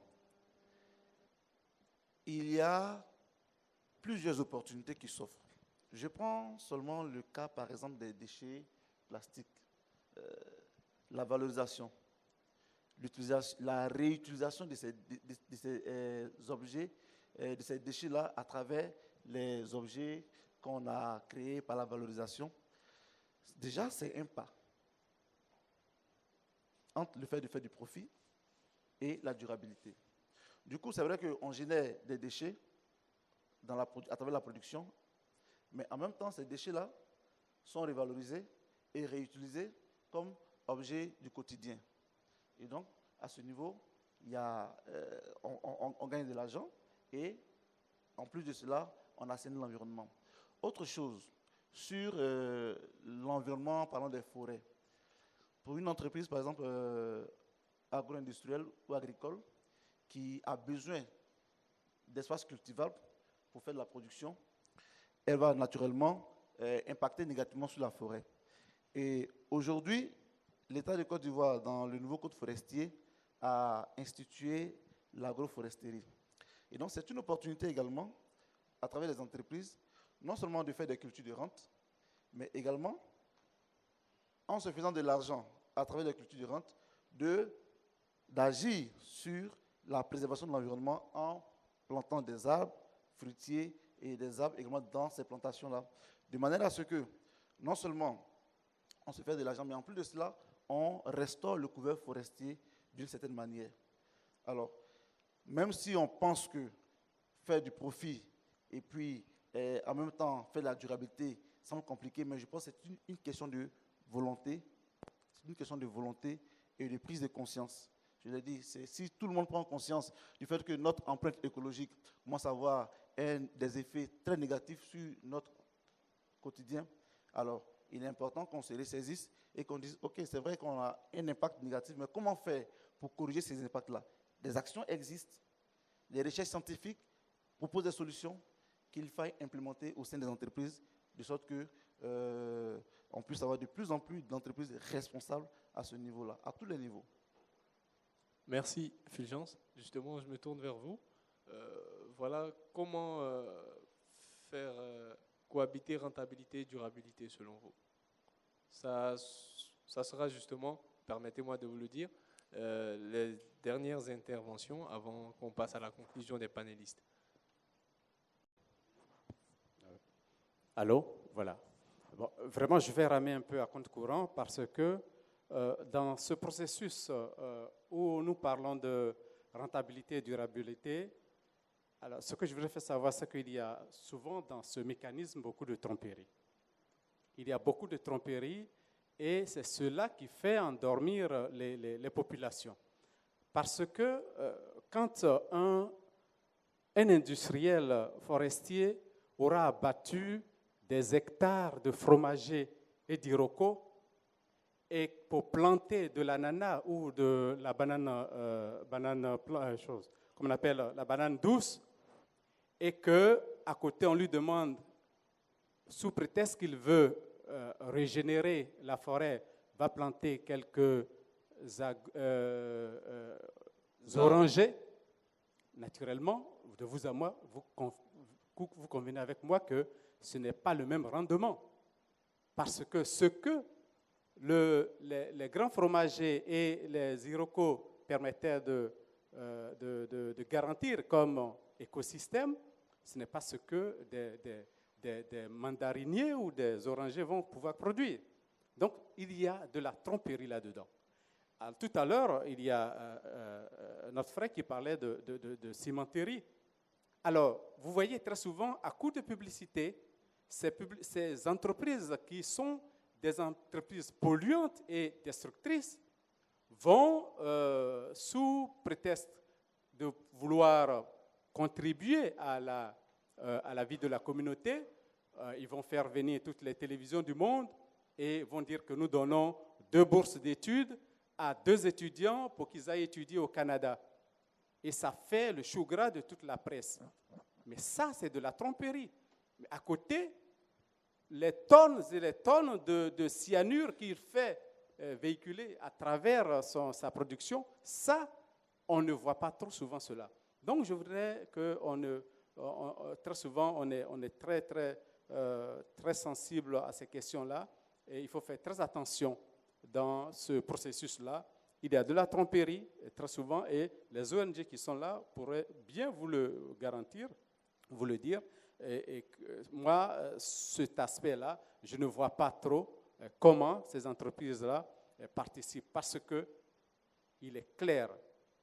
Tout à l'heure, Madame la panéliste l'a dit, il n'y a pas la seule alternative, c'est de croître ou de mourir. Une fois qu'on a détruit la forêt, on va beau planter des orangers, ça ne donnera pas la même chose. Et ça, moi, je ne suis pas dupe là-dessus. Et je ne peux jamais être convaincu par des actions comme ça. Merci beaucoup. Merci. On va permettre à merci de me donner la parole. Moi, c'est plutôt une inquiétude. Rejoignant Stéphanie, c'est ça? La notion de développement durable, on entend parler, c'est plus sensibiliser les enfants, tout en oubliant que les adultes ici présents étaient des enfants d'hier qui n'ont pas été sensibilisés. Malheureusement, nous avons oublié une fois de plus nos politiques qui définissent d'ailleurs la politique d'éducation. Combien de personnes ici ont entendu parler de notion de développement durable durant leur parcours scolaire? À la limite, je pense que c'est un fait nouveau. On entend simplement développement durable à des occasions très rares, et après on en débat, et c'est tout. Mais dans l'applicabilité, la directrice nous l'a dit tout à l'heure, nous sommes tous dans la théorie de la notion de développement durable. Et pourtant, quel capital humain pour relever le défi du développement durable? Voilà la vraie question. Parce qu'après, nous allons rester en train de tourner en rond, en train de parler de cette notion.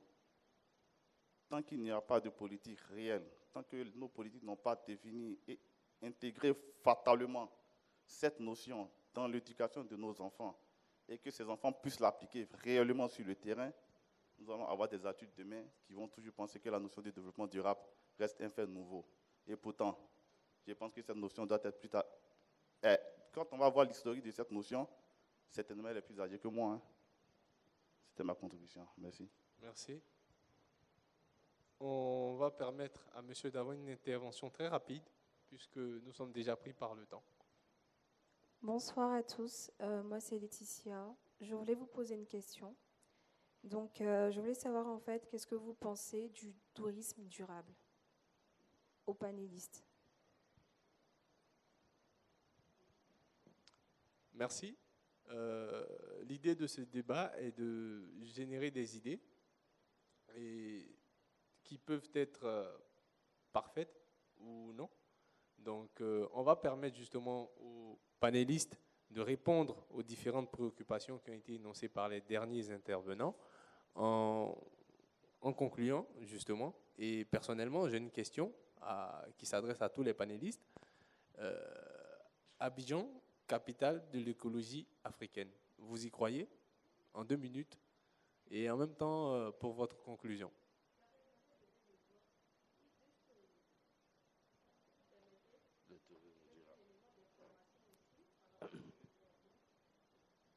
Un élément d'information.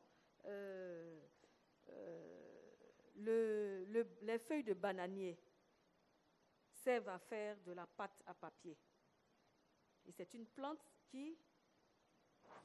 Donc je voulais revenir à ma sœur encore, elle qui est dans le milieu, au niveau de la géographie tropicale. Voilà, nous voulons qu'il y ait beaucoup de publications pour informer, mais en Afrique, il n'y a pas d'usine pour le papier. Il faut aller jusqu'en Afrique du Sud ou en Asie pour imprimer tous nos documents, alors que sur nos sols ici, pousse le bananier et de façon naturelle et très importante. Voilà, ça aussi, la balle est dans le camp de nos gouvernants. À l'époque, l'UNESCO avait soulevé cette question-là, et donc voilà, le bananier peut nous permettre de faire de la pâte à papier. J'ai appris aussi, dans une causerie en France, que l'État est en train de se donner les moyens de vraiment mieux faire l'entretien de l'eau pour obliger à arrêter la fabrication de l'eau minérale. Voilà. Mais c'est pour éviter de faire les bouteilles en plastique. Donc, on travaille en amont. Et puis, bon, voilà. Peut-être que ça peut être un exemple pour la Côte d'Ivoire.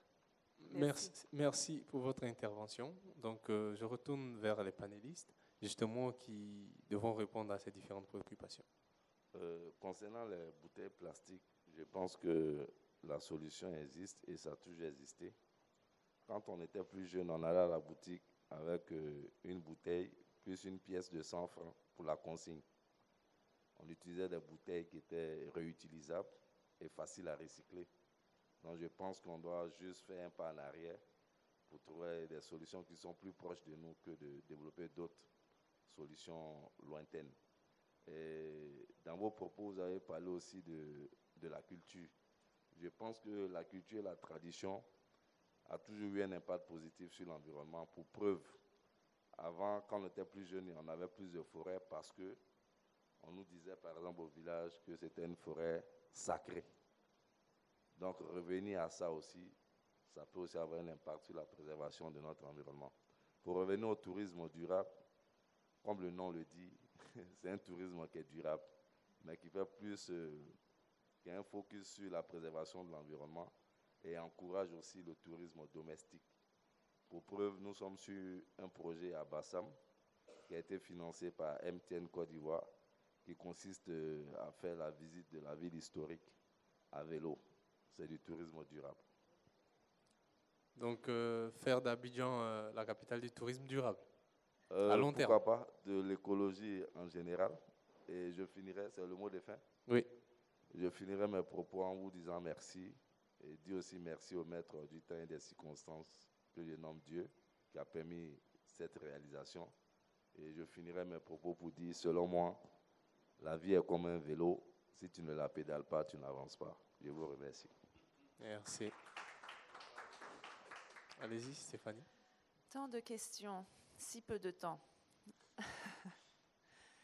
Pour reprendre un des intervenants, enfin une idée d'un des intervenants, le développement durable, la notion est apparue en 1992 lors de la conférence de Rio. Donc elle n'est pas nouvelle, 1992, c'était il y a quelques années quand même.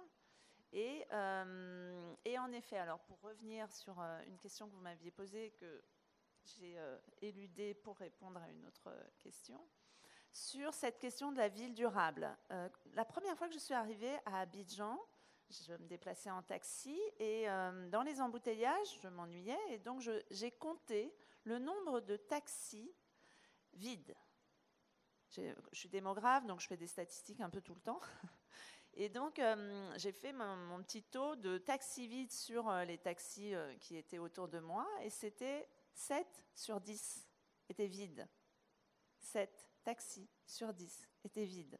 Étaient dans les embouteillages, produisaient de la pollution atmosphérique, et ils étaient vides. C'est une statistique toute simple et qui donne beaucoup sur la question des pollutions, parce que voilà, il n'y a pas qu'une pollution dans les villes, il y a des pollutions de l'eau, des sols, de l'atmosphère. Donc, s'intéresser et vraiment s'attaquer à cette question des pollutions en général serait déjà un grand pas, me semble-t-il, parce que finalement, la pollution, ça touche la santé, ça touche le bien-être, ça touche des questions aussi de modèles de consommation.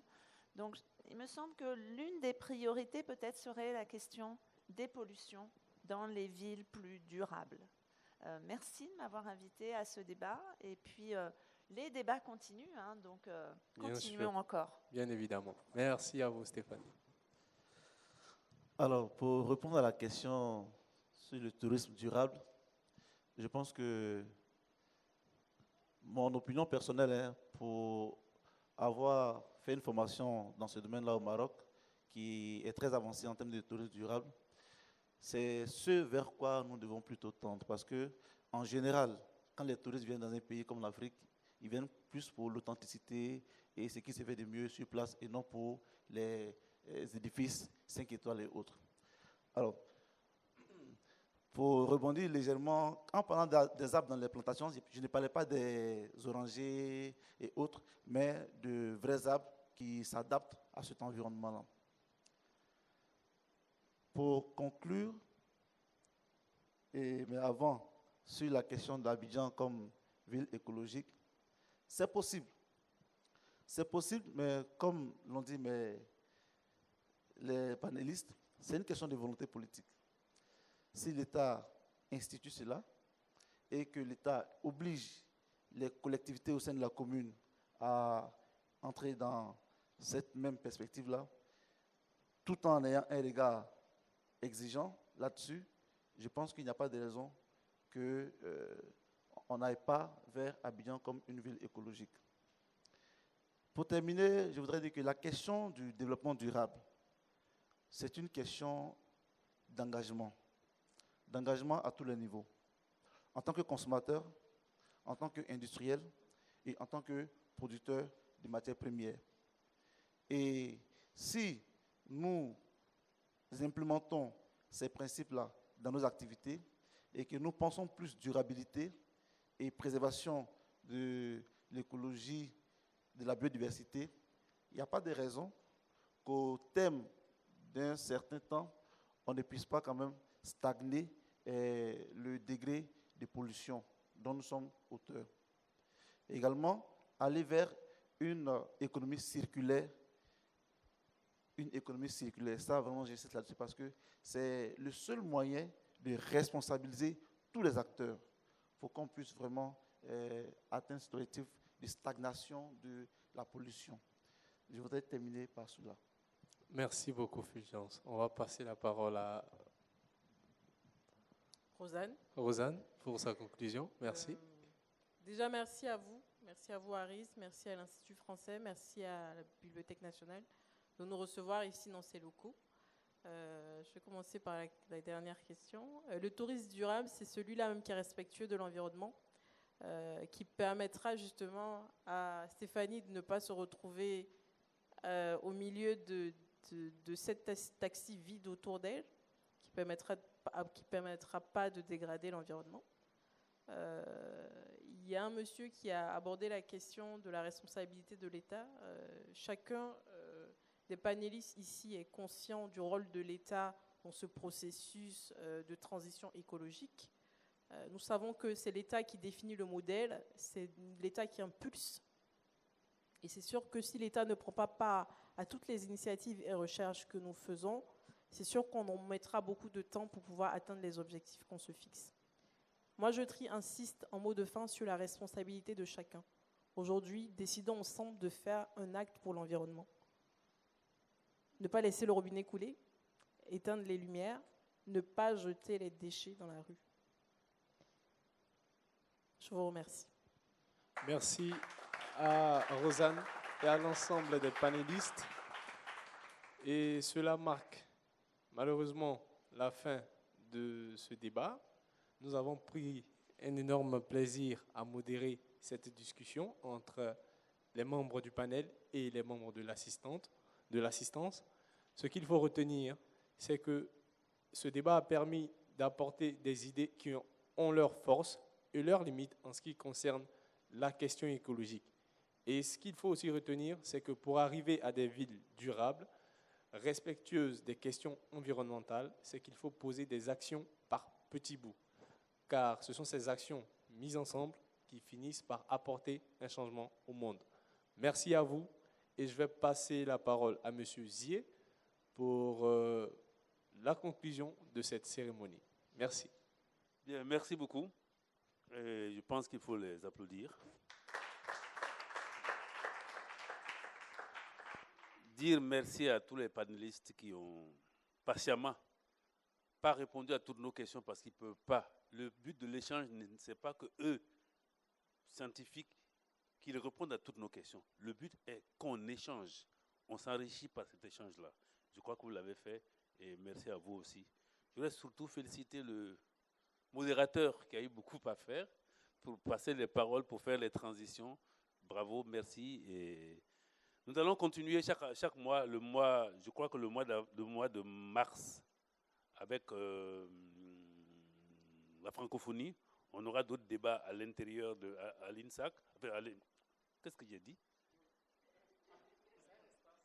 C'est l'Institut. À l'Institut chez nous là-bas, mais on va faire la clôture en avril. Mais on vous tiendra au courant par nos canaux habituels avec toutes nos publications, on vous tiendra au courant des prochains thèmes à venir. Donc je voudrais en tout cas vous remercier d'avoir été patient et surtout, on avait envie de continuer, mais comme nous sommes au plateau et le plateau c'est difficile de se déplacer le soir pour rentrer, Donc je voudrais dire merci à chacun et bon retour chez vous. Merci à tous. Bravo.